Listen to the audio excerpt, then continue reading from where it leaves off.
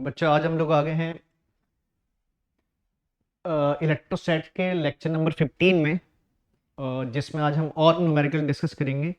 Actually lecture number 14 में हमने इलेक्ट्रोस्टैट के न्यूमेरिकल स्टार्ट किए थे बच्चों। ठीक है बच्चों, तो जिन बच्चों ने लेक्चर नंबर 14 देखा है तो लेक्चर नंबर 14 को पहले देखिए बच्चों।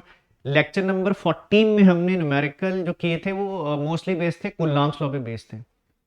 ठीक है, आज जो हम क्वेश्चन करने वाले हैं वो बच्चों इलेक्ट्रिक फील्ड या इलेक्ट्रिक फील्ड स्ट्रेंथ पर बेस्ड है। ठीक है, जैसे आपको याद होगा इस चैप्टर में बच्चों हमने टॉपिक कैसे पढ़े थे। पहले चार्ज चार्ज के बारे में पढ़ा, कूलॉम्स लॉ पढ़ा, कूलॉम्स लॉ के बाद इलेक्ट्रिक फील्ड स्ट्रेंथ, फिर इलेक्ट्रिक डाइपोल और फिर लास्ट में हमने इलेक्ट्रिक फ्लक्स पढ़ा था।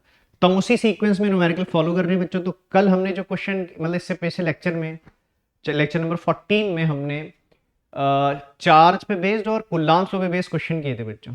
आज के हमारे क्वेश्चन मोस्टली बेस्ड है किस पे बेस्ड, इलेक्ट्रिक फील्ड स्ट्रेंथ पर बेस्ड है।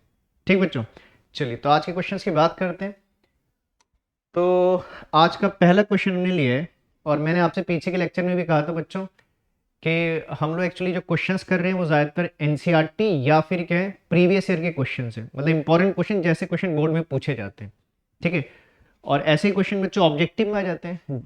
नीट एंड जेई में ऐसे क्वेश्चन में यही क्वेश्चन ऑब्जेक्टिव में भी आ जाते हैं। तो नीट एंड जेई वाले जो बच्चे हैं वो भी इन क्वेश्चन को देखिए, है ना, क्योंकि यही क्वेश्चन ऑब्जेक्टिव बन जाएंगे। तो समझिए बच्चों, आज का पहला क्वेश्चन मैं एक बार क्वेश्चन रीड कर दे रहा हूँ, आपके सामने लिखा है। क्या बोल रहे हैं क्वेश्चन में, देखो। Calculate the electric field strength required to just support a water drop of mass 10⁻³ kg and having a charge 1.6 10⁻⁻19 coulomb. ठीक बच्चों, तो क्या कह रहे हैं कि हमें वो इलेक्ट्रिक फील्ड बताना है, ये इलेक्ट्रिक फील्ड की स्ट्रेंथ बतानी है जो एक वाटर ड्रॉप को के वेट को क्या कर रही है, सपोर्ट कर रही है। मैं डायग्राम से समझा देता हूँ बच्चों आपको। ठीक है, इस क्वेश्चन का मतलब आप डायग्राम से समझ जाओगे अच्छे से। ठीक है, तो क्वेश्चन के सॉल्यूशन में चलते हैं। ठीक है, तो देखिए स्टार्टिंग में क्या बोला उसने, calculate the electric field strength required. तो आपने इलेक्ट्रिक फील्ड की स्ट्रेंथ कैलकुलेट करनी है। ये इलेक्ट्रिक फील्ड कर क्या रहा है, बेसिकली जिस फील्ड की स्ट्रेंथ आपने बतानी है वो फील्ड क्या कर रहे हैं, वो एक वाटर ड्रॉप को क्या कर रहे हैं, सपोर्ट कर रहे हैं। वाटर ड्रॉप को सपोर्ट करने के मतलब उसके वेट को क्या कर रहे हैं, बैलेंस कर रहे हैं। ठीक है, इसलिए डायग्राम समझ लीजिए। ऐसे बच्चे से मान लीजिए हमने क्या किया, एक वाटर ड्रॉप को क्या किया, एक वाटर ड्रॉप फॉल कर रही है, मान लीजिए हम उसको फॉल करा दिया और हमने किस में फॉल कराया, उसको फील्ड के अंदर फॉल कराया। समझ ना बच्चों। और जो आपकी ड्रॉप एंड बबल्स होती हैं स्फेरिकल शेप में होती है। क्लास 11 से आप सरफेस टेंशन टॉपिक से पढ़ रहे हो बच्चों। तो मान लीजिए एक ड्रॉप है जिसका शेप स्फेरिकल है और इस ड्रॉप का मास कितना है, m, और इसने कितना चार्ज कैरी किया है बच्चों, q चार्ज कैरी किया है, जो आपको क्वेश्चन में गिवन है, जो इलेक्ट्रॉन या प्रोटॉन के चार्ज के बराबर है। ठीक है बच्चों, तो एक ऐसे वाटर ड्रॉप क्या कर रही है, फॉल कर रही है। और किस में फॉल कर रही है बच्चों, फील्ड में फॉल कर रही है। अच्छा, वाटर ड्रॉप फॉल क्यों कर रही है, तो इसे ग्रेविटी पुल कर रही है डाउनवर्ड ना, तो इस पर एक फोर्स लग रही है बच्चों, जिसे ग्रेविटी या इस ड्रॉप का वेट भी कहते हैं। ठीक है, तो इसका वेट एड कर रहे हैं, या आप बोलिए जिसमें ग्रेविटी एड कर रही है, कितना mg, है ना। तो वाटर ड्रॉप नीचे गिर रही है। अगर हम इस वाटर ड्रॉप को रोकना चाहते हैं बच्चों, तो हम जो हम फोर्स लगाएंगे वो इस फोर्स के क्या होना चाहिए, अपोजिट होना चाहिए। तो मींस इलेक्ट्रिक फील्ड इस पे एक फोर्स लगा रहा होगा, और वो फोर्स कहां होनी चाहिए बच्चों, एफ ई लिख दिया मैंने, एफ इलेक्ट्रोस्टैटिक। ठीक है, वही इलेक्ट्रिक फील्ड जो फोर्स लगाएगा वो ऑब्वियस सी बात है वेट के अपोजिट होना चाहिए, तभी इसका क्या होगा, वेट बैलेंस होगा। ठीक है बच्चों, तो मैंने फोर्स दिखा दी। और ये फोर्स कौन लगा रहा है, इलेक्ट्रिक फील्ड लगा रहे हैं। ठीक है, मैं इलेक्ट्रिक फील्ड अभी नहीं दिखाया, मैं इलेक्ट्रिक फील्ड नहीं दिखाया, उसका रीजन बता दूं बच्चों। अब आपने ये देखना है कि इलेक्ट्रिक फील्ड कहाँ होगा, क्या डाउनवर्ड डायरेक्शन में होगा या क्या अपवर्ड डायरेक्शन में होगा। तो चार्ज देखो बच्चों क्या है, पॉजिटिव है। मैं इसको प्लस क्यों लिख देता हूँ, चलिए।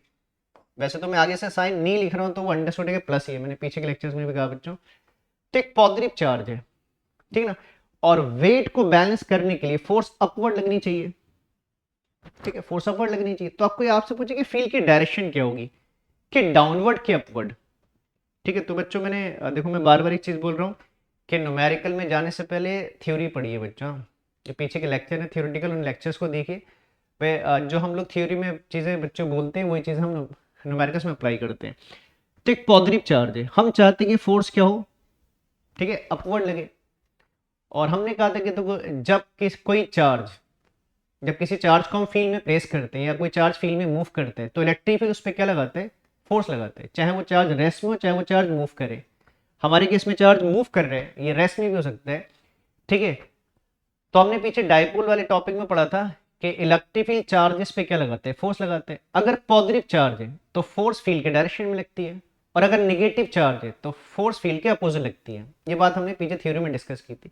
तो देखो बच्चों, पॉजिटिव चार्ज है और हम चाह रहे हैं कि फोर्स अपवर्ड लगे, ठीक है ना। तो मींस तो इलेक्ट्रिक फील्ड की डायरेक्शन क्या होनी चाहिए, देखो हम चाह रहे हैं कि फोर्स अपवर्ड लगे, ठीक है, और चार्ज क्या है, पॉजिटिव है, ठीक है। तो हमारा इलेक्ट्रिक फील्ड कैसा होना चाहिए बच्चों,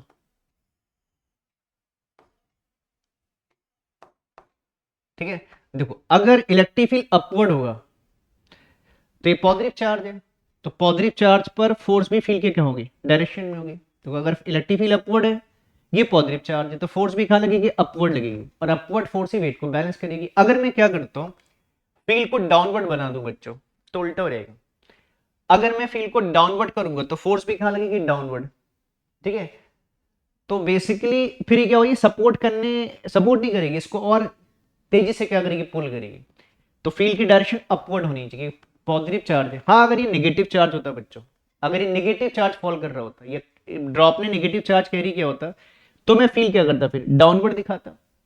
अगर ये नेगेटिव चार्ज होता तो फील्ड डाउनवर्ड होता, तो फोर्स कहाँ लगती, फिर फील्ड फील्ड के अपोजिट अपवर्ड अपवर्ड लगती है। तो हमेशा आप ये देखें ना कि चार्ज का नेचर क्या है, ठीक है। वैसे तो उसने इलेक्ट्रिक फील्ड की डायरेक्शन आपसे क्वेश्चन में पूछी नहीं, लेकिन लॉजिक ये कहता है कि इलेक्ट्रिक फील्ड अपवर्ड होना चाहिए, क्योंकि हम चाह रहे हैं कि फोर्स अपवर्ड लगे, और पॉजिटिव चार्ज पर, ठीक है ना, जो फोर्स होती है फील्ड के कहाँ लगती है, डायरेक्शन में। तो जिस डायरेक्शन में फील्ड आप लगाओगे उसी डायरेक्शन में फोर्स लगेगी। तो फील्ड अपवर्ड तो फोर्स अपवर्ड, अपवर्ड फोर्सेस के वेट को क्या करेगी, बैलेंस कर लेगी, ठीक है बच्चों। तो बहुत सिंपल सा हो गया कंसेप्ट। तो इलेक्ट्रोस्टैटिक फोर्स ने किसको बैलेंस कर लिया बच्चों, इसके वेट या ग्रेविटी को बैलेंस कर लिया, या बोलिए इलेक्ट्रोस्टैटिक फोर्स ने ग्रेविटेशनल फोर्स को क्या कर दिया, बैलेंस कर लिया, ठीक। तो लिख देंगे क्या बच्चों, कि F electrostatic is equals to F, sorry F electrostatic is equals to F gravitational, या उसको एमजी बोल दीजिए, ठीक है ना। तो लिख देंगे हेयर, इस केस में जो आपका इलेक्ट्रोस्टैटिक फोर्स है वो इसके वेट को क्या कर रही है बच्चों, बैलेंस कर ले रही है। और किसी चार्ज पर इलेक्ट्रोस्टैटिक फोर्स कितनी लगती है, ये पीछे की थ्योरी में हमने पढ़ा है बच्चों, कितना होता है, चार्ज इनटू इलेक्ट्रिक फील्ड। तो एफ इलेक्ट्रोस्टैटिक कितना रहेगा, q into E is equal to क्या बच्चों, एम जी, बस ठीक है।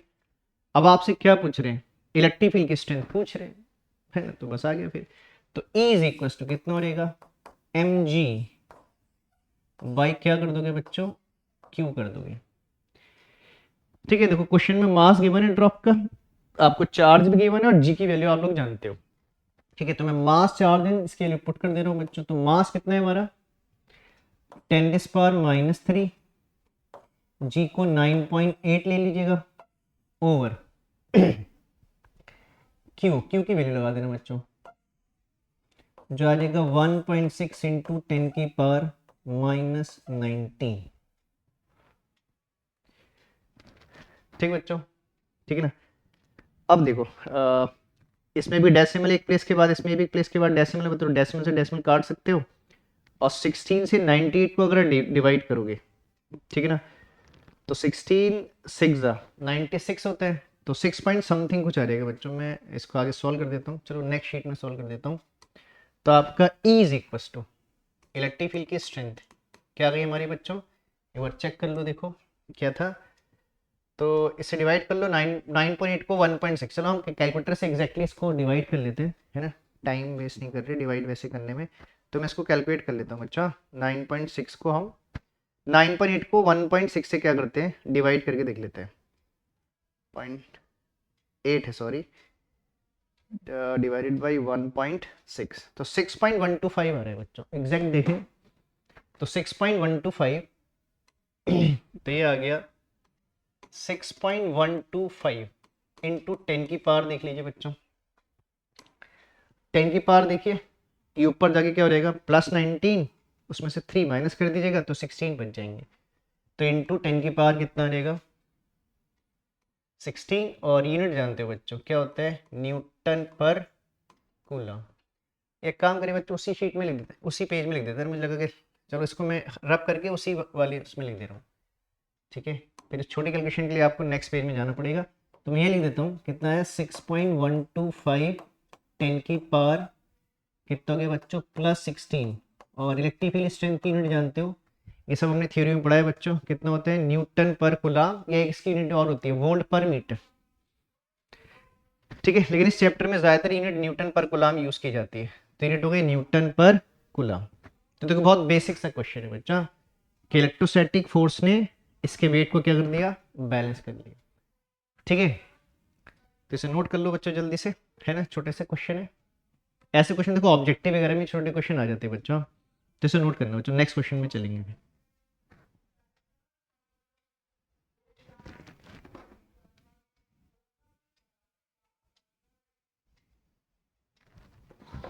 चलो अब बच्चों चलते हैं नेक्स्ट क्वेश्चन की तरफ चलते हैं। हमने नेक्स्ट क्वेश्चन भी कुछ इसी के जैसा लिया है बच्चों, सॉरी बच्चों, हाँ। अब आ जाते हैं नेक्स्ट क्वेश्चन की तरफ, ठीक है ना। क्वेश्चन नंबर 2, आज का क्वेश्चन नंबर 2 है, ठीक है। एक बार क्वेश्चन रीड कर लेते हैं, ठीक है। देखो क्या बोल रहे हैं, how many electron should be remove from a coin of mass 1.6 gram so that it may just float in an electric field of intensity 10⁻⁹ Newton पर कूलम डायरेक्टेड अपवर्ड्स। देखो इस बार इसने इलेक्ट्रिक फील्ड की स्ट्रेंथ भी दिखा रखी है directed upward में। इस साइड आ जा रहा हूँ, बस होता है आप रीड नहीं कर पा रहे हो, ठीक है। ठीक बच्चों, तो क्या बोल रहे हैं कि कॉइन है, देखो ना, तो कहते हैं कि हम कॉइन से बताओ कितने इलेक्ट्रॉन रिमूव करें। तो ठीक है बच्चों, हमने फर्स्ट लेक्चर में ही पढ़ा था ये बात, है ना, इलेक्ट्रोसेट के फर्स्ट लेक्चर में, कि अगर आप क्या करोगे किसी भी बॉडी से, या किसी भी कोई भी चीज, कोई मटेरियल बोलिए, कोई सब्सटेंस बोल लीजिए, किसी भी सब्सटेंस से अगर आप क्या करते हो, इलेक्ट्रॉन क्या करोगे, रिमूव करोगे, तो इलेक्ट्रॉन के जाने से वो बॉडी क्या कर लेगी, पॉजिटिव चार्ज क्या कर लेगी, एक्वायर कर लेगी। जैसे अगर आप 10 इलेक्ट्रॉन रिमूव करोगे तो उसके पास 10 क्या रहेगा, +10 ही चार्ज रहेगा। और आप 100 इलेक्ट्रॉन रिमूव करोगे तो उसके पास +100 ई, मतलब मैंने कहा था कि प्रोटॉन, इलेक्ट्रॉन अगर आप रिमूव करोगे तो किनका नंबर, मतलब इलेक्ट्रॉन के जाने से किनकी मेजोरिटी रहेगी, प्रोटॉन्स की मेजोरिटी रहेगी। तो इलेक्ट्रॉन जाएंगे तो प्रोटॉन मेजोरिटी में आ जाएंगे, और जितने प्रोटॉन मेजर हो जाएंगे उतना पॉजिटिव चार्ज वो बॉडी कैरी कर लेगी, ठीक है। तो कहते हैं बताइए हम कितने इलेक्ट्रॉन रिमूव करें कॉइन से जिसका मास है 1.6 ग्राम, सो दैट इट में just float in electric field. Floating का क्या मतलब है, तो ये क्वेश्चन कुछ कुछ देखो पिछले क्वेश्चन जैसा भी इसमें कुछ कंसेप्ट है, मैं डायग्राम से समझा देता हूँ बच्चों, इस चीज को डायग्राम से समझ लो। फ्लोट का क्या मतलब है बच्चों, अगेन वही एयर में फ्लोट कर जाएगा। जैसे मान ली कॉइन है बच्चों, ये कॉइन ऐसे गिर रहा था, ये कॉइन ऐसे गिर रहा था, मान लो इसका मास है m कॉइन का, ठीक है। तो ये अपने वेट से गिर रहा है बच्चों, ये पिछले क्वेश्चन में आपने देखा है ना। तो उस पर ग्रेविटी एक्ट कर रही है, और ये अपनी वेट की वजह से क्या हो रहा है, नीचे फॉल कर रहा था।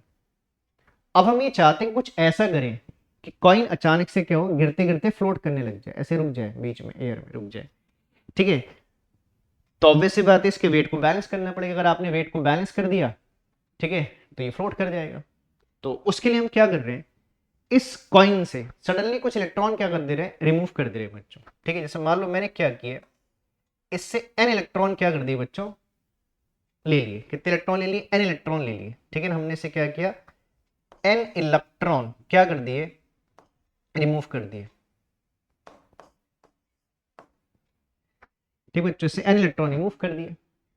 अगर मैंने इससे n इलेक्ट्रॉन रिमूव किए तो इसने कितना चार्ज कैरी कर लिया, वैसे n इलेक्ट्रॉन के जाने से इस पे चार्ज कितना आ गया बच्चों, इसके पास चार्ज आ गया +ne।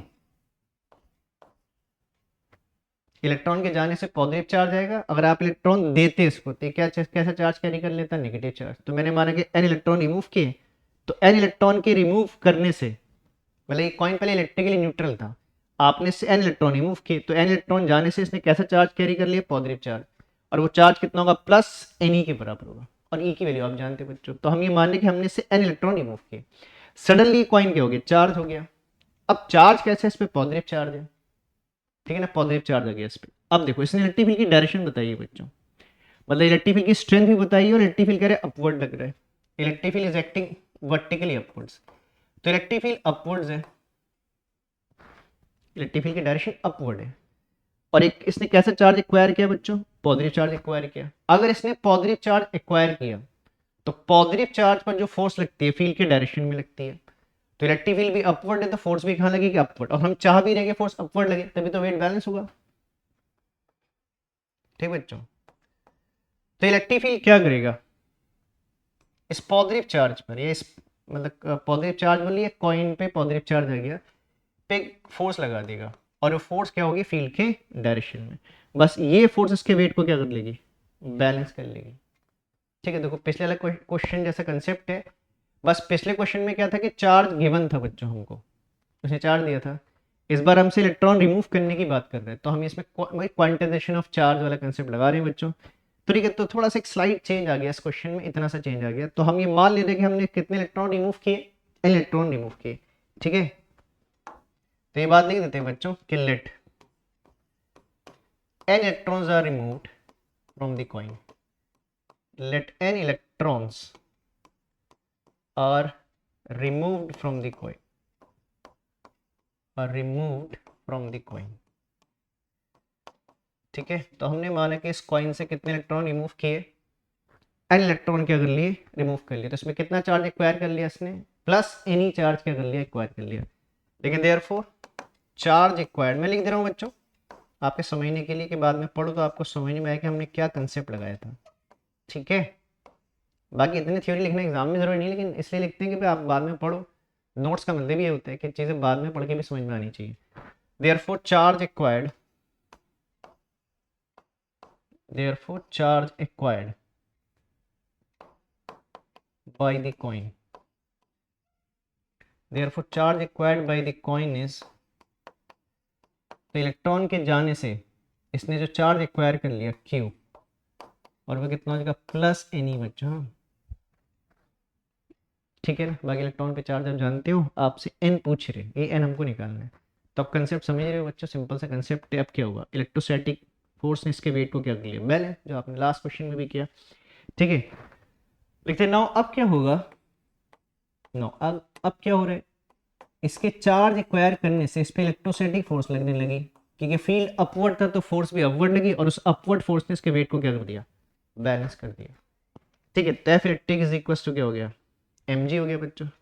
बस अब इस एफ ई को क्या लिख दोगे, हमने कहा कि भाई ये फोर्स लगती कितनी है बच्चों, ये फोर्स जो होती है वो होती है चार्ज इनटू इलेक्ट्रिक फील्ड। जिस चार्ज पे फोर्स लिख रहे हो उसकी उसका मैग्नीट्यूड चाहिए और फील्ड की स्ट्रेंथ चाहिए बच्चों आपको। तो एफ ई को क्या लिख दोगे, क्यू ई। चलो उसको नेक्स्ट पेज में सॉल्व कर लेते हैं बच्चों। तो ये आ जाएगा हमारा q E is equal to क्या बच्चों, एम जी। बस आपसे N number of electron remove पूछ रहे हैं बच्चों, तो आप क्यू को ब्रेक करके क्या लिख दोगे, एनी, जो क्वांटाइजेशन ऑफ चार्ज का भी कंसेप्ट है बच्चों, Q is equal to any. तो any into E is equal to कितना हो जाएगा, एम जी हो जाएगा। हमें एन फाइंड आउट करना है, तो एन इज इक्वल टू कितना हो जाएगा हमारा finally, N is equal to हो जाएगा आपका M G over into E. ठीक है बच्चों, अब देखो कुछ डेटा क्वेश्चन में गिवन था, जैसे एक तो हमें कॉइन का मास गिवन था, फील्ड की इंटेंसिटी गिवन है बच्चों ना। तो चलिए कॉइन का मास है 1.6 ग्राम, फील्ड की इंटेंसिटी है 10 की पावर 9। तो सॉरी, हाँ, तो कॉइन का मास था बच्चों 1.6 ग्राम था, तो 10 की पावर क्या कर लोगे, -3 kg में कन्वर्ट कर लोगे। जी कितना रहेगा, 9.8। बाकी इलेक्ट्रॉन पे चार्ज सब जानते हैं बच्चे, 1.6 10 की पावर कितना, -19। ठीक है, इंटू इलेक्ट्रिक फील्ड की स्ट्रेंथ थी 10 की पावर 9। एक बार चेक कर लेते, देखो बच्चों दिया था 10 की पावर 9। ठीक है ना, समझ रहे। तो ये आगे देखो कैलकुलेशन भी बहुत ईजी हो गई बच्चों। ठीक है, देखिए 1.6 से 1.6 कैंसिल हो गया, बाकी देखिए नीचे पावर -19 प्लस 9, तो कितना बचा, देखो -10 ऊपर जाके पावर +10 आ जाएगी, 10 में से 3 माइनस होगा तो 7 आ जाएगी। ठीक है, और हमारे एक नंबर बचता है 9.8। ठीक है, तो आ जाएगा 9.8 इंटू 10 की पावर, मैं 10 की पावर एक बार फिर बता देता हूँ। देखो ये तो कैंसिल हो गया, 10 की पावर नीचे कितना बचा, 19 में से 9 गया, कितना बचा -10, ऊपर जाके +10 हो गया, और 3 माइनस किए तो कितना बचा 10 की पावर 7। ठीक है ना, तो आपको इतने इलेक्ट्रॉन्स क्या करने पड़ेंगे, अगर आप ये चाहते हो एक कॉइन क्या कर दिया, फ्लोट हो जाए, तो कम से कम इतने इलेक्ट्रॉन आपको रिमूव करने पड़ेंगे। ज़्यादा रिमूव कर लोगे तो और अच्छी बात है, लेकिन कम से कम इतने इलेक्ट्रॉन तो आपको जस्ट फ्लोट वाली कंडीशन आ जाएगी। ठीक बच्चों, तो देखो इस क्वेश्चन में और पिछले क्वेश्चन में कुछ बातें कॉमन थी, बस एक इलेक्ट्रॉन रिमूव करने की वाली बात थी। ठीक है, तो वो इसलिए हमने इस क्वेश्चन को भी लिया कि आप इलेक्ट्रॉन, है ना, हमने क्वांटिटेशन ऑफ चार्ज पढ़ा था कि इलेक्ट्रॉन के आने और जाने से एक बॉडी चार्ज हो जाती है, इलेक्ट्रॉन के जाने से पॉजिटिव चार्ज, इलेक्ट्रॉन के आने से नेगेटिवली चार्ज हो जाती है, और चार्ज होता है Q is equal to any number of electron transferred के बराबर। ठीक है, तो आई थिंक बच्चों समझ गए होंगे, है ना। तो आप लोग इसको भी नोट कर लो जल्दी से, इस क्वेश्चन को भी, और क्वेश्चन डिस्कस करेंगे, है ना। जल्दी से नोट करिएगा इसको बच्चों, स्क्रीनशॉट लेके आए, स्क्रीन को पॉज करके बच्चों, स्क्रीन को पॉज करके क्या करो, वैसे वो सही रहता है।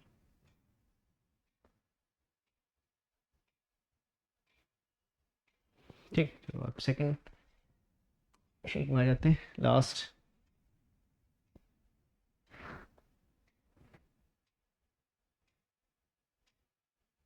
चलो अब बच्चों नेक्स्ट क्वेश्चन में चलते हैं। ठीक है, तो ये क्वेश्चन तो दोनों लगभग एक जैसे कंसेप्ट पे थे, थोड़ा सा चेंज था बस, एक नई बात थी इस क्वेश्चन में। चलो अब नेक्स्ट क्वेश्चन की बात करते हैं बच्चों। तो मैंने कहा कि आज के क्वेश्चन हमारे ज़्यादातर किस पे बेस्ड हैं, इलेक्ट्रिक फील्ड स्ट्रेंथ, है ना, तो उस पर बेस्ड है। तो ये क्वेश्चन भी देखो उसी पे बेस्ड है बच्चों। क्या क्वेश्चन है एक बार रीड कर लेते हैं, आप लोग भी रीड करिएगा। क्या बोल रहे हैं, an electron moves a distance of 6 centimetre when accelerated from rest by an electric field. ठीक है, तो इलेक्ट्रॉन रेस्ट में था, हमने इलेक्ट्रिक फील्ड अप्लाई किया। तो आप जानते हो कि इलेक्ट्रिक फील्ड चार्ज पे क्या लगाता है बच्चों, फोर्स लगाता है। तो आप जब इलेक्ट्रिक फील्ड अप्लाई करोगे तो इलेक्ट्रॉन पे इलेक्ट्रिक फील्ड क्या लगाएगा, फोर्स लगाएगा, और उस फोर्स की हेल्प से इलेक्ट्रॉन जो है वो रेस्ट से किस में आ जा रहा है, मोशन में आ जा रहा है। बोल रहे हैं देखिए, moves a distance of 6 centimetre, है ना। और क्योंकि रेस्ट से मोशन में आया तो वेलोसिटी चेंज हुई, और वेलोसिटी का चेंज होना क्या कहलाता है बच्चों, एक्सेलरेशन। तो बोल रहे हैं इलेक्ट्रॉन क्या हुआ, एक्सेलरेट हो गया। और एक्सेलरेट किसने किया, फील्ड ने किया। जिस फील्ड ने इसको एक्सेलरेट किया, मतलब फील्ड ने फोर्स लगाई, फोर्स की हेल्प से एक्सेलरेट हो गया। तो जिस फील्ड ने इसको एक्सेलरेट किया उसकी स्ट्रेंथ दे रखी है आपको, डिस्टेंस कवर्ड दे रखी है। ठीक है, इनिशियली रेस्ट में ये भी बताया आपको क्वेश्चन में। तो ठीक है, तो क्या कहते हैं, calculate the time of travel, means ये जो इसने 6 सेंटीमीटर डिस्टेंस चली है बच्चों ना, ये कितने टाइम में क्या हुई है, इस 6 सेंटीमीटर डिस्टेंस ट्रेवल का बताना है आपने टाइम, कि इसको 6 सेंटीमीटर डिस्टेंस चलने में कितना टाइम लगा। बाकी देखो आपके हेल्प के लिए इलेक्ट्रॉन का मास दिया है बच्चों, और वैसे तो इलेक्ट्रॉन का मास कहा जाता है 9.1 इंटू 10⁻31 kg होते हैं, लेकिन कन्वीनियंस के लिए उसने 9.1 को 9 दे दिया, कहीं कन्वीनियंस हो रहा होगा कुछ।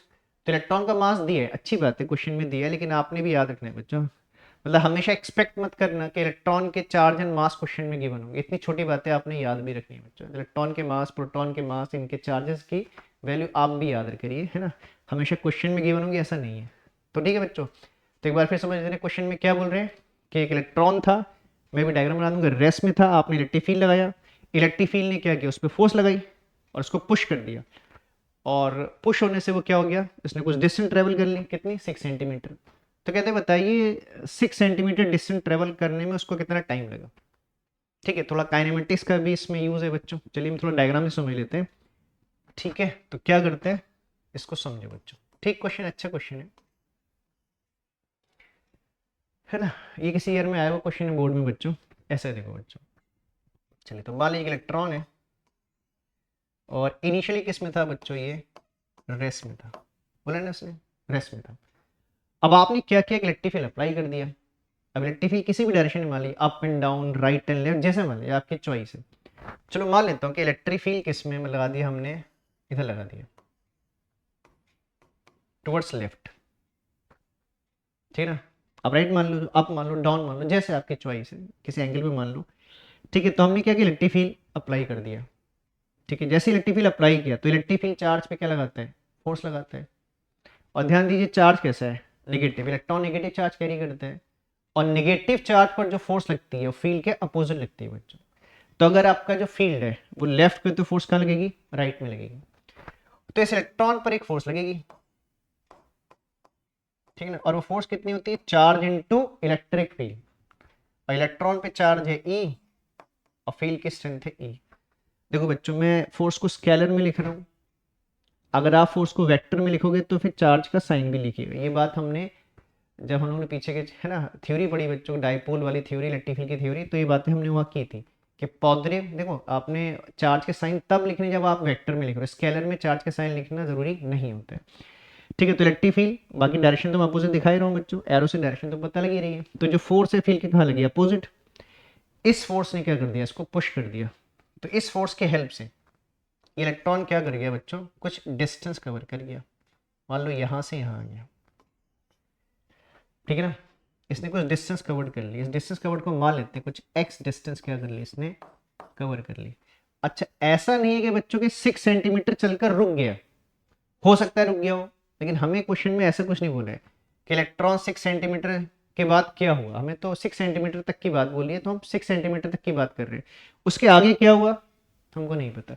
अच्छा, ये एक्स क्वेश्चन में गिवन है बच्चा, ये एक्स कितना है 6 सेंटीमीटर, एक तो हमको डिस्टेंस कवर्ड गिवन है, ठीक है ना, और जो फील्ड हम अप्लाई कर रहे हैं उसकी स्ट्रेंथ गिवन है बच्चों, कितना है 2 इंटू, मैं डेटा लिख दे रहा हूँ जो क्वेश्चन में गिवन है, 2 इंटू 10⁴ न्यूटन पर कूलम, ठीक बच्चों। और इलेक्ट्रॉन का मास भी दिया है, मास ऑफ इलेक्ट्रॉन भी दिया है आपको 9 इंटू 10⁻, कितना -31 kg, और मैंने कहा इसकी वैल्यू याद भी रखिए 9.1 होती है, वैसे वो शॉर्ट के लिए उन्होंने 9 दिया है। और हमें फाइंड आउट क्या करना है बच्चों की, ठीक है ना, ये जो 6 सेंटीमीटर डिस्टेंस चार्ज में चली, उसको चलने में कितना टाइम उसको लगा बच्चों, ठीक है। तो क्वेश्चन समझ गए, डायग्राम से समझ गए बच्चों, तो हमने फील्ड लगाया, फील्ड ने फोर्स लगाई, इस फोर्स के हेल्प से वो रेस्ट से किस में आ गया बच्चों, मोशन, तो मोशन इज एक्सेलरेटेड। अच्छा, और हमने टाइम टेकन निकालना है बच्चों, और मोशन कैसी है, एक्सेलरेटेड है, ठीक है ना। तो अगर मोशन एक्सेलरेटेड है, पहले आप ये सोचोगे बच्चों जो आपको कैलकुलेट करना है वो आप कैलकुलेट कैसे करोगे, और उसके लिए फिर डेटा कहाँ से आएगा, जैसे क्वेश्चन में कुछ डेटा दिया हो सकता है, कुछ डेटा की आपको रिक्वायरमेंट हो, तो जैसे मैंने कहा इसने टाइम टेकिंग पूछे और मोशन एक्सेलरेटेड है, तो अगर आपसे टाइम टेकिंग पूछे और मोशन एक्सेलरेटेड है, तो हम क्या करते हैं बच्चों, काइनेमेटिक्स की मोशन की इक्वेशन क्या करते हैं हम लोग यूज़ करते हैं, ऐसी इक्वेशन यूज़ करेंगे जिसमें टाइम आता हो। तो आपने काइनेमेटिक्स की दो इक्वेशन, आपने 4 इक्वेशन पढ़ी क्लास 11 में, 9 तक 3 पढ़ते हैं, 11 में जाके एक इक्वेशन और पढ़ते हैं, डिस्टेंस ट्रेवल n सेकेंड, खैर उसकी जरूरत नहीं है यहाँ पर। तो आपके देखो मोशन की जो स्टार्टिंग की 3 इक्वेशन होती है, 2 इक्वेशन में टाइम आता है, एक तो पहली इक्वेशन में टाइम आता है जो होती है v = u + at, या फिर सेकेंड इक्वेशन में टाइम आता है s = ut + ½ at²।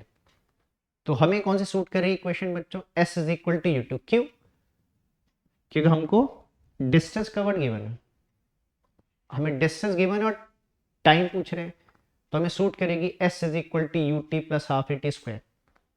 तो s = ut + ½ at² लगाने के लिए आपको क्या डेटा चाहिए, इनिशियल स्पीड चाहिए, गिवन है बच्चों रेस्ट में, ठीक है। फिर क्या चाहिए बच्चों ना, s = ut, टाइम तो हमसे पूछा है, फिर आता है ½ at², क्या चाहिए बच्चों आपको, एक्सेलरेशन चाहिए, ठीक है ना। और सिंपल सी बात है, ये एक्सेलरेशन प्रोड्यूस कौन कर रहा है, बेस पे फोर्स लग रही है, इसने कुछ मास पोजेस किया है, जब मास किसी फोर्स, कोई फोर्स किसी मास को क्या करती है, मूव करती है, और एक्सेलरेशन प्रोड्यूस हो, तो एक्सेलरेशन जानते हो बच्चों कितना होता है, a = f/m। तो जहां पर एक्सेलरेशन आएगा उसे हम क्या लिख देंगे, f/m, और फोर्स को क्या लिख देंगे बच्चों, e × e, ठीक है। तो हम क्या कर रहे हैं बच्चों, हम सीधे क्या कर रहे हैं, मोशन की मतलब काइनेमेटिक्स की second equation of motion use कर रहे हैं, s = ut + ½ at², और बस आपने a को ब्रेक करना है f/m, और फोर्स लिखनी है e × e, ठीक है। तो मैं सीधे उस रिलेशन को यूज कर रहा हूँ बच्चों, तो क्या लिखेंगे, यूजिंग, हम अपने क्वेश्चन को सॉल्व करने के लिए काइनेमेटिक्स की इक्वेशन यूज कर रहे हैं, ठीक है, जो आपने क्लास 9 से यूज करते आ रहे हो बच्चों, ut + ½ at², तो इस इक्वेशन को हम यूज कर रहे हैं बच्चों, ठीक है। चलिए अब डेटा की बात करते हैं। तो डिस्टेंस ट्रेवल को मैंने x मान लिया अपने क्वेश्चन में, है ना, तो मैं इसको x लिख रहा हूँ बच्चों, s को, बाकी आप s भी छोड़ सकते हो, ऐसा नहीं है, चलिए हमने x बोला है तो x लिख देते हैं। इनिशियल स्पीड कितनी है बच्चों, 0, बिकॉज इनिशियली इलेक्ट्रॉन रेस्ट में था, तो u 0 हो गया, बाकी तो पूरी टर्म 0 गई, फिर हाँ, फिर है बच्चों a को क्या लिखते हैं, f/m, अगले स्टेप में इसको ब्रेक कर दूंगा मैं, इनटू क्या बच्चों, t², समझ रहे हैं। अब इस f को ब्रेक करके क्या लिख दोगे, इनटू e, तो इस f को ब्रेक कर देंगे, ठीक बच्चों। चलो फिर नेक्स्ट उसमें चलते हैं, नेक्स्ट शीट में इसको सॉल्व कर लेते हैं बच्चों। तो ये आ गया x is equals to half, है ना, यूटी वाली टर्म तो चलेगी बच्चों, और जहां आपने f लिखा था उसे क्या लिख दोगे, E, small E into capital E into कितना टी स्क्वायर। दिखा देता हूँ बच्चों, देखो, है ना, ये टर्म जीरो गई, बस मैंने f को ब्रेक करके e इंटू ई लिख दिया जो यहाँ लिखा है मैंने, ठीक है, बाकी सब कुछ सच ऐसे लिखा है। तो ये आ गया बच्चों, बस, ठीक है। आपको t फाइंड आउट करना है तो क्रॉस मल्टीप्लाई कर दीजिए, तो T square is equal to कितना रहेगा बच्चों, 2mx over small E into capital E, बस, ठीक है। स्क्वायर हटा के रूट लगा दीजिए, फिर डेटा पुट वैल्यू पुट कर दीजिएगा, तो t is equal to root of this. अब इसके बाद फिर प्योर कैलकुलेशन है बच्चों, फिर आपने कैलकुलेशन करनी है, ठीक है। चलिए, तो अब हम इसको कैलकुलेट कर लेते हैं वैल्यू को बच्चों। तो कितना आ जाएगा, देखो, 2 कितने मास ऑफ इलेक्ट्रॉन, देखो बच्चों, इसने 9 क्यों दिया क्वेश्चन में आपको, मास ना, मास 9 देने के पीछे रीजन यही था कि 9 का रूट इजीली आपका सॉल्व हो जाएगा। 9.1 लेते तो फिर प्रॉब्लम होती, तो है ना, तो कन्वीनियंस के लिए उसे 9 बोले। एक्स कितना था बच्चों, 6 सेंटीमीटर, तो सेंटीमीटर को मीटर में ब्रेक करके लिखिएगा, तो 6 इंटू 10 की पावर -2, है ना, चेक कर लो, डिस्टेंस सेंटीमीटर में थी 6 सेंटीमीटर। इलेक्ट्रॉन पे चार्ज 1.6 10 की पावर -19, और एक बार फील्ड की स्ट्रेंथ में चेक कर लेता हूँ बच्चों, थोड़ा सा फील्ड की स्ट्रेंथ क्या थी हमारी, फील्ड की स्ट्रेंथ थी 9 10 की पावर -31, नहीं सॉरी, ये तो मास है, सॉरी, 2 इंटू 10 की पावर 4, तो फील्ड की स्ट्रेंथ थी 2 इंटू 10 की पावर 4, तो ये था 2 इंटू 10 की पावर 4, ठीक बच्चों, बात समझ रहे, है ना। तो अब तो कैंसिल कर सकते हो बच्चों, ठीक है, चीज़ों को देखिए, 2 से 2 कैंसिल हो जाएगा, है ना, देखिए ना, इस 2 से 2 को कैंसिल कर लीजिएगा, बाकी 9 तो बच्चों रूट से बाहर आ जाएगा, ठीक है ना। और पावर वगैरह देख लीजिए, चलो मैं थोड़ा सॉल्व करके लिख रहा हूँ, जिस साइड लिख देता हूँ, है ना, फिर बाकी कैलकुलेटर से करके देख लेंगे। देखिए, एक तो 2 से 2 कैंसिल हुआ, 9 रूट से मैं बाहर लिख देता हूँ, 3 हो गया, ठीक है बच्चों। पावर को भी चेक कर लेते हैं, अगर इवन पावर होंगी तो बाहर आ जाएंगे, नहीं तो उसको इवन में कन्वर्ट करना पड़ेगा। ये कितना हो गया देखो बच्चों, देखिए नीचे कितना हुआ, 4 हटा लीजिए इसमें से, तो -15 बचा, और -15 ऊपर जाके +15 हो गया, 15 में से 2 पावर हटा दी, ऐसे कर लीजिए, चलिए, ये हो गया, देखो -15, मैं लिख दे रहा हूँ साइड में कहीं, डिनोमिनेटर ऊपर कितनी पावर आ रही है आपकी, 33 ना बच्चों, देखो ऊपर आ रही है -33 पावर आ रही है, और नीचे आपकी कितनी आ रही है, 15 -15 आ रही है, ठीक बच्चों, ऊपर आ रही है -33, ऐसे लिख रहा हूँ रफली, थोड़ा चेक करने के लिए, लिखने में गलती ना हो जाए, चेक कर लो, देखो है 33, और नीचे कितनी आ रही है, -15, तो ऊपर चले तो कितनी बचेंगी बच्चों, 17 बचेंगी ना, नहीं सॉरी 18 पावर बचेंगी, सही है। तो ये आ गई पावर कितनी आपकी, बाकी नंबर भी है कुछ बच्चों, एक तो ऊपर आपका 6 रिमेनिंग है, नीचे आपका कितना रिमेनिंग है बच्चों, 1.6 रिमेनिंग है, इंटू 10 की पावर, है ना, कितने हुई, -18 हो गई, ठीक है। देखो बच्चों, चेक कर लो, 2 से 2 गया, 9 को मैंने 3 बाहर कर दिया रूट से, 6 और 1.6 बचा, और 10 की पावर हमारी कितनी हो गई, -18 बची, ठीक बच्चों। 18 पावर को बाहर ले जाओ, तो 3 इंटू 10 की पावर कितना हो गया, हाफ हो जाएंगे, -9, और इसे आप चाहो तो ऐसे लिख लो बच्चों, रूट का डेसिमल हटा के ऊपर आ जाएगा 60/16 हो जाएगा ना, आप इसे 15 से कैंसिल कर सकते हो बच्चों, तो 3 इंटू 10 पावर -9, 4 से कैंसिल कर लो बच्चों ना, 4 जा 4 जा हो जाएगा ना, देखो 4 से कैंसिल कर लो, 15/4, तो 4 भी बाहर आ जाएगा, 2√15, है ना, ऐसे कर लेते हैं, चलो ऐसे कर लेते हैं, ये 2 बाहर, ये आ जाएगा बच्चों 3/2 इंटू 10 पावर -9 इंटू रूट कितना रहेगा, 15, ठीक है। चलो मैं इसको फाइनल कैलकुलेट कर लेता हूँ एक बार कैलकुलेटर से बच्चों, ठीक है, फाइनली पूरा चेक कर लेता हूँ कितना आएगा, बाकी देखो बच्चों आप लोग भी चेक कर लेना, है ना, एक सेकेंड बच्चों, इसका आंसर चेक कर लेते हैं, ओ सॉरी, इसका कैलकुलेट कर लेते हैं, इसको कितना रहेगा, कैलकुलेटर कहाँ गया, हाँ ये आपका रूट 15 ना बच्चों, तो रूट 15 आता है 3.87, मतलब अगर देखा जाए तो ये ऐसा आ गया बच्चों, इसको 1.5 कर लो ना 3/2 का, ये आ गया बच्चों हमारा 3.87 है ना, 3.87 इंटू 10⁻⁴ कितना है हमारा -9, इतना है बच्चों, ठीक है 1.5 आ गया, वो रूट आ गया।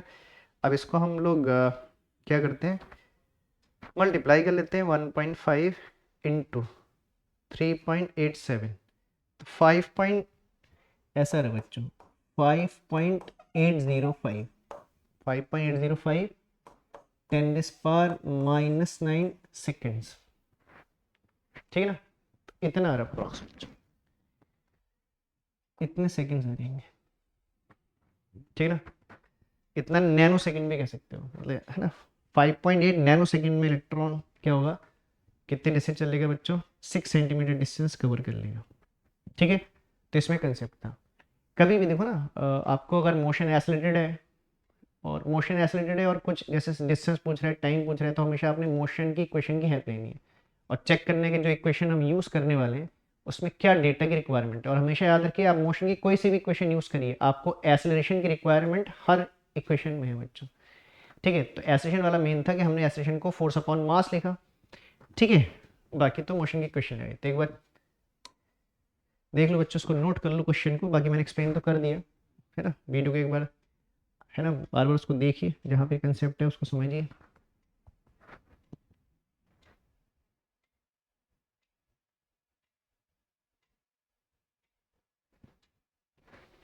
ठीक है, जल्दी सेकंड शीट में आ जाते हैं बच्चों, जल्दी जल्दी से ना नोट कर लीजिएगा, ठीक है, स्क्रीन पॉज करके नोट कर लीजिए। चलो बच्चों, अब जल्दी से एक क्वेश्चन और ले लेते हैं, ठीक है। चलिए अब आगे नेक्स्ट क्वेश्चन में ना बच्चों, देखिए इस टाइप के क्वेश्चन भी काफ़ी पूछे जाते हैं, है ना। इस टाइप का क्वेश्चन हमने एक कुलम्ब्स लॉ में भी किया था लास्ट लेक्चर में, ये लेकिन वो डिफरेंट है, वो फोर्स पे बेस्ड था, इक्विलिब्रियम वाला एक क्वेश्चन हमने किया था, ये कुछ कुछ उस के जैसा है।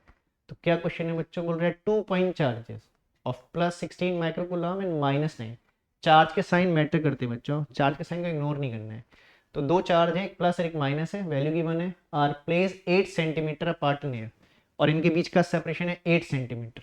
कहता है determine the portion of the point eight which the resultant field is 0। तो आपने इन दो चार्ज अरेंजमेंट का एक ऐसा पॉइंट बताना है जहां पर इन दोनों की फील्ड स्ट्रेंथ क्या हो, मतलब दोनों का नेट फील्ड क्या हो, 0। तो समझना बच्चा, इसके लिए भी डायग्राम समझ लेते बच्चों। ये देखो क्वेश्चन सब डायग्राम बेस्ड है ना, डायग्राम से ही चीजें क्लियर करनी है। तो ऐसे इसके लिए डायग्राम बना लेते हैं बच्चों ना। तो इसने बोला कि दो चार्ज है, दो ऐसे चार्ज मान लीजिए, 2 पॉइंट चार्ज है ना, एक पॉजिटिव चार्ज और एक नेगेटिव चार्ज है, ठीक है। मैं एक चार्ज को चलो Q1 मान लेता हूँ, जिसको इसने क्या बोल रहा है 16 माइक्रोकूलम, मैंने इसे Q1 लेट कर लिया बच्चों ना, ठीक है। और दूसरे चार्ज को मैं Q2 लेट कर लेता हूँ। आप चार्ज को कहीं भी प्लेस कर लो, इसको इधर ले आओ, आपकी चॉइस है, उससे आंसर में कोई चेंज नहीं आएगा बच्चों। Q2, इसको मैंने Q2 मान लिया जो 9 माइक्रोकूलम का है, ठीक है बच्चों। तो ऐसे दो चार्ज प्लेस किए गए, कितना दूर प्लेस किए गए, एक दूसरे से 8 सेंटीमीटर दूर प्लेस किए गए, ठीक है, देख लीजिए डिस्टेंस 8 सेंटीमीटर दूर प्लेस किए गए। अब आपने क्या करना है, एक ऐसा पॉइंट बताना है, एक ऐसा पॉइंट बताना है जहां पर इन दोनों का नेट फील्ड क्या होगा, 0 होगा, ठीक है। तो बच्चों एक बार बताता हूँ, हम लोग ने एक पीछे के लेक्चर्स में जब थ्योरी पढ़ रहे थे हम इलेक्ट्रोस्टैट्स की, स्टार्टिंग के 3rd या 4th लेक्चर में कहीं पढ़ा होगा, तो हमने इलेक्ट्रिक फील्ड लाइंस की क्या बताई थी, प्रॉपर्टी पढ़ी थी बच्चों। एक लेक्चर में हमने इलेक्ट्रिक फील्ड लाइंस की डिफरेंट प्रॉपर्टी पढ़ी थी। तो देखो एक प्रॉपर्टी में हमने एक चीज़ सीखी थी बच्चों कि अगर जैसे ना देखिए, एक चार्ज पॉजिटिव एक चार्ज नेगेटिव है, अगर एक चार्ज पॉजिटिव है, देखो जिस पॉइंट पर इलेक्ट्रिक फील्ड 0 होता है उसे नल पॉइंट भी कहते हैं बच्चों, याद है नल पॉइंट का कंसेप्ट मैंने बताया था। अगर आपने वो लेक्चर नहीं देखा है तो इलेक्ट्रिक फील्ड लाइंस का एक 4th या 5th लेक्चर है, उसको देखो बच्चों, उसमें हम इलेक्ट्रिक फील्ड की बहुत प्रॉपर्टी पढ़ी थी, बहुत सी बातें सीखी थी। और देखो थ्योरी की बातें न्यूमेरिकल में काम आती है, इसलिए मैं आपसे बोल रहा हूँ कि डायरेक्ट न्यूमेरिकल मत जाओ, पहले थ्योरी देखो, ठीक है। थ्योरेटिकल कंसेप्ट से ही न्यूमेरिकल होते हैं बच्चों, बिना थ्योरी पढ़े न्यूमेरिकल नहीं होंगे। हाँ तो देखिए, तो हमने कहा कि देखो एक पॉजिटिव चार्ज है एक नेगेटिव चार्ज है, तो हाँ जिस पॉइंट पर इनका फील्ड जीरो का से नल पॉइंट कहेंगे। तो याद रखना बच्चों, अगर दो अपोजिट चार्ज हैं तो नल पॉइंट कभी भी इनकी लाइन ज्वाइनिंग पर नहीं होगा बच्चों, मतलब इनके बीच में, मतलब इनकी लाइन ज्वाइनिंग का मतलब इनके लाइन ज्वाइनिंग के बीच में नहीं होगा। नल पॉइंट या तो दोनों के किसमें होगा, राइट में होगा, या दोनों के लेफ्ट में होगा। अगर आप नल पॉइंट बीच में मानोगे तो आपको एक पॉइंट पर रियलाइज हो जाएगा कि हमने गलत जगह पॉइंट माना, आप मान के देख लेना। हाँ, अगर दोनों चार्ज पॉजिटिव हैं, अगर ये भी मतलब पॉजिटिव या नेगेटिव, अगर दोनों चार्ज सेम पोलैरिटी के यानी दोनों पॉजिटिव है या दोनों नेगेटिव है, तो नल पॉइंट, मैंने नल पॉइंट का कंसेप्ट बताया भी था बच्चों, चेक करना। तो नल पॉइंट इनके इन बिटवीन कहीं लाइन ज्वाइनिंग पर होगा, बीच में मान सकते हैं। लेकिन अगर अपोजिट चार्ज है तो नल पॉइंट आप बीच में अज्यूम नहीं करोगे, आप चेक करके देख लेना, ठीक है। अगर आप किसी पॉइंट पे नल पॉइंट मानोगे, अगर बीच में मानोगे तो दोनों फील्ड एक डायरेक्शन में आ जाएंगे, और अगर दोनों फील्ड एक ही डायरेक्शन में आ गए तो फिर एक दूसरे को कैंसिल आउट नहीं करेंगे। तो आप चेक करना जो मैं बात बोल रहा हूँ। तो चलिए फिर हम लोग क्या करते हैं बच्चों, जो पॉइंट है जिस पॉइंट पे इनकी फील्ड स्ट्रेंथ जीरो बोल रहे हैं, हम इसके राइट या लेफ्ट में कहीं मान लेते हैं। तो चलो मैं इसके राइट में मान लेता हूँ। मैं डायग्राम को थोड़ा सा शिफ्ट कर देता हूँ बच्चों, इधर को शिफ्ट कर दे रहा हूँ कि उधर मानने का स्पेस हमको आ जाए। बाकी लेफ्ट में मान सकते हो। अब राइट प्लेस थोड़ा सा कन्वीनियंट लगता है हम लोगों को, है ना, कुछ हैबिचुअल चीज़ें होती हैं, कहते हैं।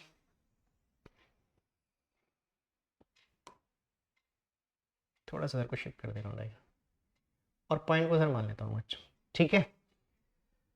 तो इसी लाइन को एक्सटेंड कर लेता हूँ बच्चों, सॉरी, इसी लाइन को एक्सटेंड कर लेते हैं, और इसी लाइन को एक्सटेंड करके एक पॉइंट अज्यूम कर लेते हैं। मान लीजिए पॉइंट को मैं कुछ मान लेता हूँ, P मान लेता हूँ, ठीक ना। जिस पॉइंट पर मैं मान लूँ कि इनकी फील्ड स्ट्रेंथ क्या होगी, जीरो होगी, और ये पॉइंट आपने किधर से माना है वो आप बता दोगे क्वेश्चन में। तो मैं मान रहा हूँ कि जो P पॉइंट है वो जो -9 माइक्रो कूलम है उससे कितने डिस्टेंस पर है, x डिस्टेंस पर है, या x सेंटीमीटर पर है। x किस पर है, सेंटीमीटर पर है। देखो डिस्टेंस सेंटीमीटर में, तो ये भी सेंटीमीटर में मानोगे कि आप सेंटीमीटर के साथ सेंटीमीटर को सूटेबली क्या कर पाओगे, ऐड कर पाओगे। अगर ये मीटर होता तो मैं इसको भी मीटर ही मानता। तो आप मान लेना स्टार्टिंग में, let the required point is at a distance of x centimetre from -9 microcoulomb charge. ठीक बच्चों, मैं लिख दूंगा अभी। अब देखिए इस P पॉइंट पे हमने कहा ये नल पॉइंट है ना, मतलब इस पॉइंट पे नेट फील्ड जीरो होना चाहिए, ठीक है। नल पॉइंट वो पॉइंट है जहां पर नेट फील्ड जीरो होना चाहिए। अब इस P पॉइंट पे किसका फील्ड होगा बच्चों, तो देखो इस P पॉइंट पर Q1 का भी फील्ड होगा। देखो जब भी कोई पॉइंट किसी चार्ज से फाइनाइट डिस्टेंस पर है तो मींस उसके फील्ड के अंदर है। हाँ, अगर इन्फिनिटी पर है तो फील्ड से बाहर है। तो देखो ये दोनों पॉइंट, मतलब ये P पॉइंट दोनों से फाइनाइट डिस्टेंस पर है, तो इस P पॉइंट पे Q1 का भी फील्ड होगा और Q2 का भी फील्ड होगा। चलिए मैं पहले Q1 की बात करता हूँ। तो देखिए इस P पॉइंट पर पहले हम किसका फील्ड शो कर रहे हैं, Q1 का फील्ड शो कर रहे हैं। तो चार्ज कैसा है बच्चों, पॉजिटिव। और हमने इलेक्ट्रिक फील्ड लाइन में पढ़ा था कि पॉजिटिव चार्ज का field away from the charge होता है, at the point away from the charge. तो इस Q1 चार्ज के फील्ड को उस पॉइंट पे मैं E1 मान लेता हूँ। तो E1 को आप कहाँ शो करोगे, इस लाइन को थोड़ा और बढ़ा लेते हैं, इस P पॉइंट पे शो करोगे, ठीक है। तो देखो इस E1 का टेल मैंने पॉइंट पे बनाया, कहना E1 is acting at point P, और ये किसका फील्ड है बच्चों, पॉजिटिव चार्ज का, तो अवे फ्रॉम द चार्ज। तो it is acting at point P and it is away from the charge because it is of positive charge. अब इस P पॉइंट पे किसका फील्ड होगा बच्चों, नेगेटिव चार्ज का फील्ड होगा, जो -9 माइक्रोकूलम है। और नेगेटिव चार्ज का फील्ड क्या होता है, टुवर्ड्स द चार्ज। तो इस Q2 का जो फील्ड होगा it is towards the charge, इसको E2 मान लेते हैं, ठीक बच्चों। इस Q2 का जो फील्ड होगा इस P पॉइंट पे वो टुवर्ड्स होगा because it is negative charge. टेढ़ी हो रही है बच्चा, सीधा कर देते हैं इसको।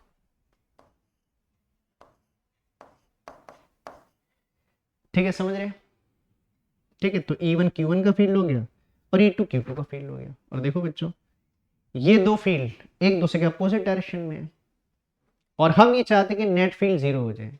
तो उसके लिए क्या कंडीशन है, अगर इन दोनों की स्ट्रेंथ बराबर हो जाए, कहते हैं ना अगर दो वेक्टर मैग्नीट्यूड में सेम हो, डायरेक्शन में अपोजिट हो, तो एक दूसरे को क्या कर देंगे, कैंसिल आउट, तो नेट क्या हो जाएगा, जीरो हो जाएगा।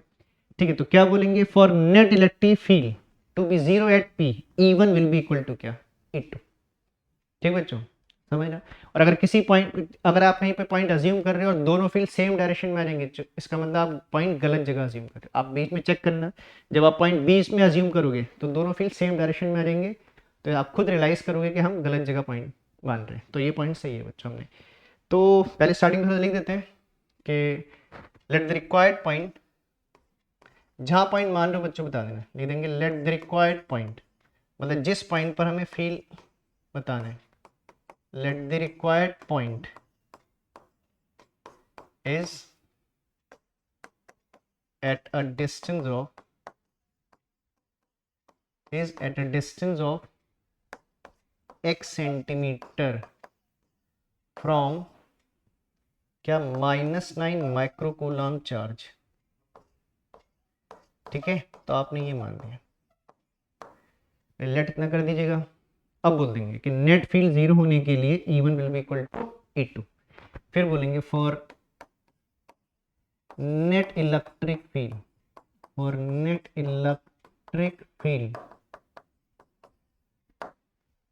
To be 0 at P.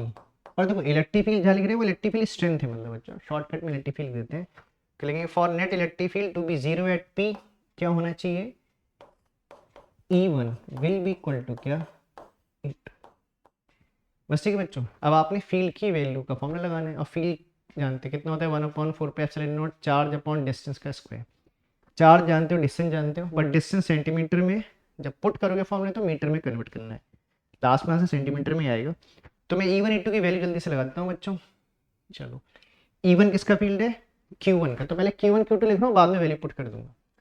तो चलिए नेक्स्ट शीट में इसको सॉल्व कर लेते हैं। तो E1 कितना हो जाएगा बच्चों, 1/4 पाई एप्सिलॉन नॉट Q1, और Q1 से डिस्टेंस चेक कर लो कितनी है बच्चों इसकी, 8 प्लस एक्स ना, तो डिस्टेंस है 8 प्लस एक्स।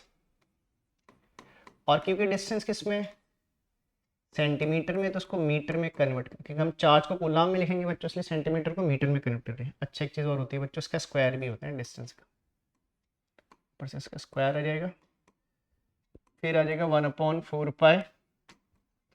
अब दूसरे का फील्ड, उस पर चार्ज कितना, हमने इसको Q2 लेट किया बच्चों, ओवर डिस्टेंस है उसकी x, तो इसको भी सेंटीमीटर में कन्वर्ट करेंगे, तो 10⁻² का, सॉरी सेंटीमीटर से मीटर में कन्वर्ट करेंगे। अब देखो 1/4 पाई से 1/4 पाई कैंसिल कर लोगे, Q1 कितना था 16 माइक्रोकूलम, तो 16 10 की पावर कितना, -6 माइक्रो 16 है ना, -6 होता है बच्चों।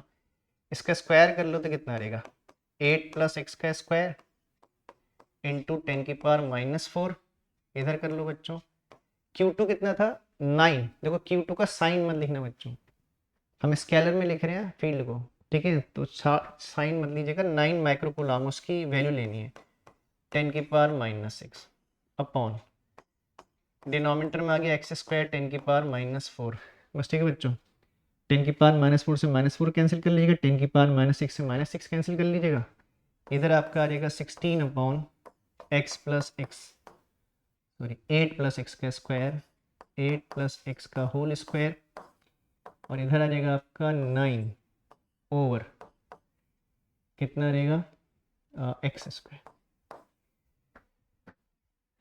ठीक बच्चों, अब देख रहे हो नंबर ऐसे इनका रूट ले सकते हैं ना बच्चों, तो taking root both the side, on taking root both side we get, on taking root both sides we get, on taking root both sides we get, अगर हम दोनों साइड रूट ले लें बच्चों तो क्या मिल जाएगा, देखो हमको ये आ जाएगा 16 का 4 हो जाएगा बच्चों, नीचे आपका 8 प्लस एक्स हो जाएगा, इज इक्वल्स टू इधर आ जाएगा 3/x आ जाएगा बच्चों।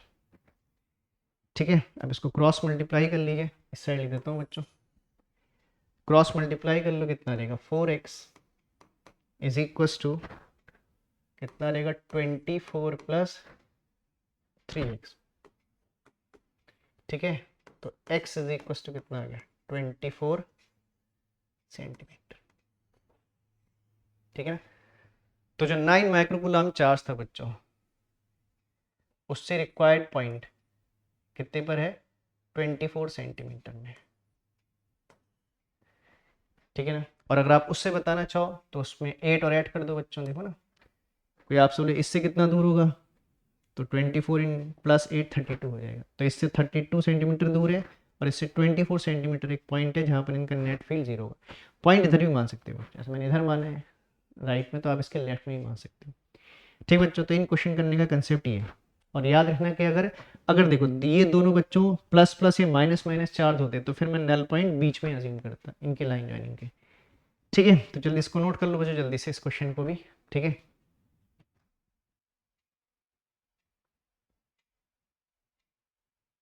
ठीक है, सेकंड पेज में जाते हैं।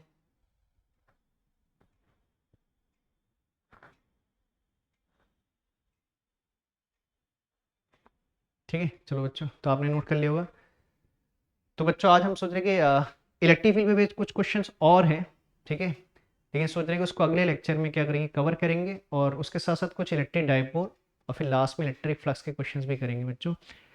तो आज हम इस लेक्चर को यहीं एंड कर रहे हैं, फिर जल्दी अगले लेक्चर में क्या करेंगे, रिमेनिंग न्यूमेरिकल कंप्लीट करेंगे और इसके बाद फिर चैप्टर नंबर 2 भी स्टार्ट करेंगे बच्चों।